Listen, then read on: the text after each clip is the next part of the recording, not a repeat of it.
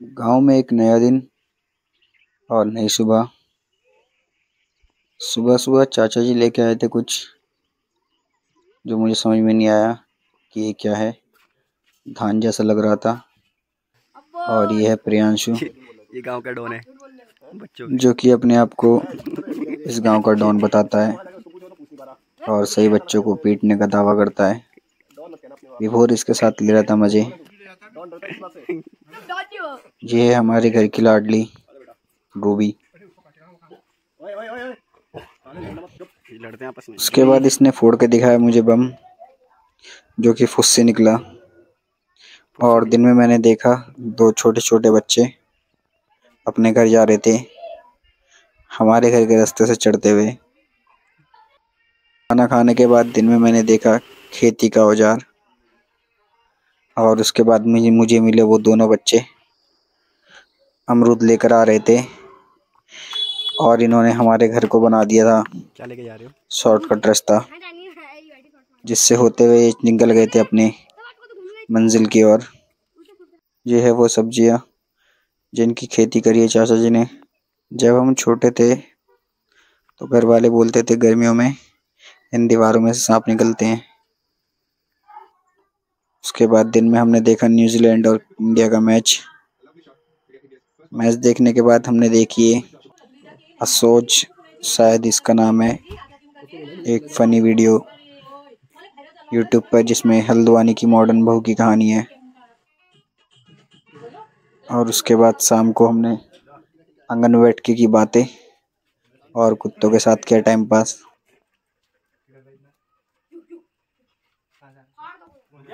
मेरे पास आया रूबी का बच्चा।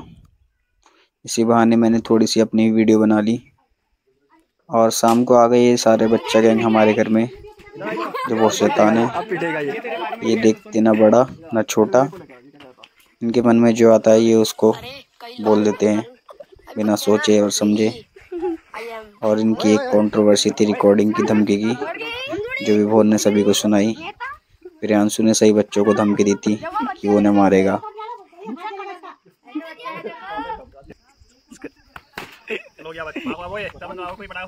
चलो।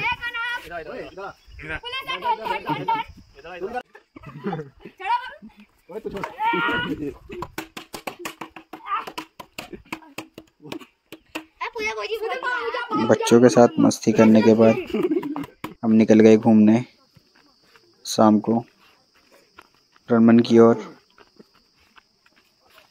शायद रूबी को पसंद नहीं है कि कोई भी कुत्ता हमारे पास आए, और उसने एक कुत्ते को वहां से भगा दिया।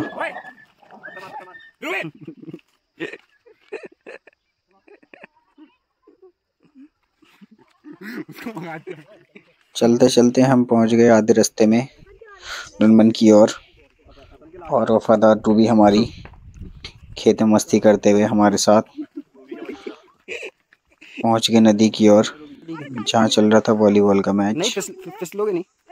हमारा प्लान था रनमन जाने का, लेकिन जब हम नदी में पहुंचे तो इन कुत्तों के चक्कर में हम रनमन नहीं जा सके।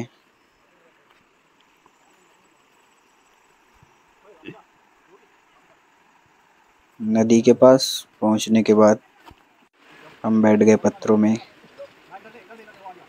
और नदी के पानी की आवाज़ के साथ साथ शाम की ठंडी ठंडी हवा का आनंद लिया। लोकेशन बहुत अच्छी थी, तो एक वीडियो अपनी भी थोड़ी सी मैंने बनाई। और दूर से ही हम लोग मैच देख रहे थे। उसके बाद रूबी के बच्चे को दिख गया अपना दोस्त, जो कि इससे कुंभ के मेले में बिछड़ गया था। इनके चक्कर में हम रनमन नहीं जा रहे थे कि ये नदी कैसे क्रॉस करेंगे, और ये भाग गया अपने कुंभ के मेले में बिछड़े हुए दोस्त से मिलने, जिसको बहुत कोशिश करी हमने, लेकिन इसने आओ देखा न ताओ और निकल पड़ा अपने दोस्त से मिलने। उसके बाद हमने गांव के लोगों से मदद मांगी कि इस कुत्ते को इस तरफ भगा दो, उन्होंने भी हमारी थोड़ी सी मदद करी, जिससे ये कुत्ता वापस आया।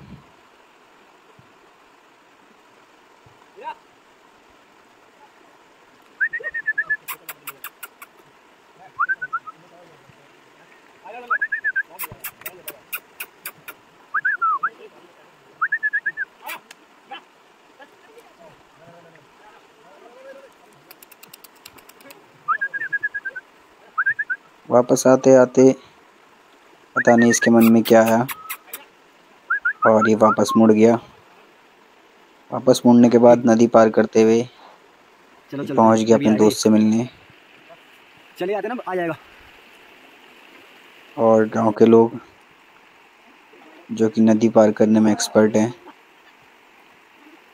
और ये इनका रोज का काम है। और फाइनली ये वापस आने लगा, जिसमें शायद 10% मेरे एक पत्थर की मेहनत थी, जो मैंने एकदम सही जगह पे मारा था, या फिर इसको घर वापस ही आना था।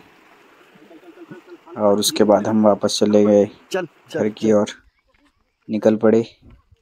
रास्ते में पड़ा ये बस स्टॉप शेड, यात्री शेड में प्रियांशु की कुछ फ़ोटो खींची और सभी ने मिलके एक्सरसाइज की। इस तरह आज का दिन भी कट गया और हो गई शाम। शाम के बाद हो गई रात, और ये हमारा सुंदर सा घर जो कि सजा हुआ था लाइट से। रात को ध्रुव ने चाचा जी के साथ जलाए दीपक और मोमबत्तियाँ। आज हमारी टंकी खाली हो गई थी और ये भी नहीं पता चल पाया कि वो कैसे खाली हुई। आज फिर से किसी ने खेतों में दूर स्काई शॉट जला दिए।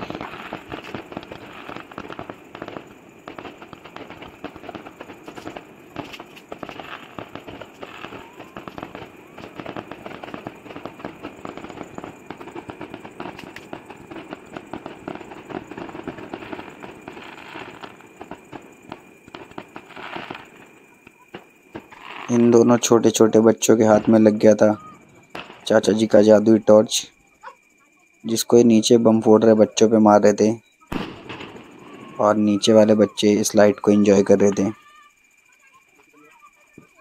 आज सुबह से ही प्रियांशु एक्साइटेड था आज की रात होने के लिए, और वो फोड़ रहा था बम। और रात के लिए वो इसलिए एक्साइटेड था क्योंकि आज चाचा जी ने ध्रुव को दिया था गिफ्ट, स्काई शॉट्स का डिब्बा। और फाइनली प्रियांशु ने एंजॉय किया वो पल जिसका उसे सुबह से इंतजार था।